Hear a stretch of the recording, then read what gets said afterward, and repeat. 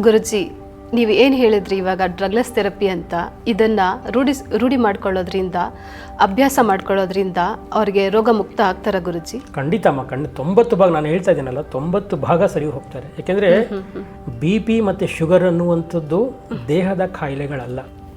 90 ಭಾಗ ರೋಗಗಳು ಸರಿ ಹೋಗ್ಬೇಕಂದ್ರೆ ಮನಸ್ಸನ್ನು ಶುದ್ಧ ಮಾಡ್ಕೋಬೇಕು, ಸರಿ ಮಾಡ್ಕೋಬೇಕು.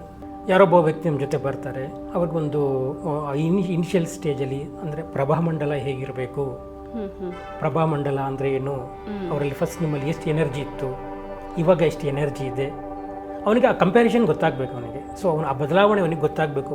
ಹೌದಲ್ವ, ನನ್ನ ಎದುರುಗಡೆ ಅಂದರೆ ನಾನು ಮೊದಲು ಬಂದಾಗ ನನ್ನ ಎನರ್ಜಿ ಇಷ್ಟಿತ್ತು, ಇವಾಗೆಲ್ಲ ಇಷ್ಟು ಎನರ್ಜಿ ಇದೆ, ಇದೆಲ್ಲ ಹೇಗೆ ಸರಿ ಹೋಗ್ತಾ ಇದೆ. ಹೌದು, ನನ್ನ ಕಣ್ಣಿನ ದೋಷ ಇತ್ತು, ಕಣ್ಣಿನ ದೃಷ್ಟಿ ಸರಿ ಇರಲಿಲ್ಲ, ನನ್ನ BP ಇತ್ತು, ಶುಗರ್ ಇತ್ತು, ನಾನು ಯಾವುದೇ ಮಾತ್ರೆಗಳು ತೊಗೊಳ್ತಾ ಇಲ್ಲ, ಔಷಧಿಗಳನ್ನು ತೊಗೊಳ್ತಾ ಇಲ್ಲ, ಅದು ಸರಿ ಹೋಗ್ತಾ ಇದ್ದೀನಿ, ಅವನಿಗೆ ಗೊತ್ತಾಗುತ್ತೆ.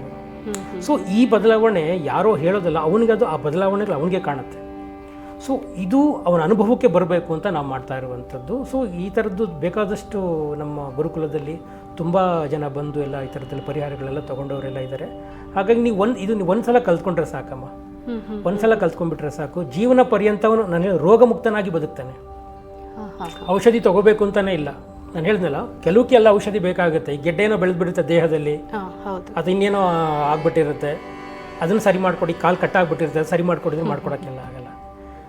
ಸೊ ಕೆಲವು ರೋಗಗಳಿಗೆ ನಾವು ಖಂಡಿತವಾಗಿಯೂ ಸಹ ಮಾನಸಿಕವಾಗಿ ಅವರು ಫಿಟ್ ಆಗೋದ್ರ ಮೂಲಕ, ಮನಸ್ಸನ್ನು ಸರಿ ಇಟ್ಕೊಂಡು ಬೆಳೆಯೋದ್ರ ಮೂಲಕ, ಪ್ರಭಾವಲಯವನ್ನು ಚೆನ್ನಾಗಿ ಇಟ್ಕೊಳ್ಳೋದ್ರ ಮೂಲಕ, ಆ ಚಾರ್ಮಿಂಗ್ ಸ್ಟ್ರಾಂಗ್ ಮಾಡ್ಕೊಳ್ಳೋದ್ರ ಮೂಲಕ 90 ಭಾಗ ರೋಗಗಳನ್ನು ನಾವು ಸರಿ ಮಾಡ್ಕೋಬೋದು.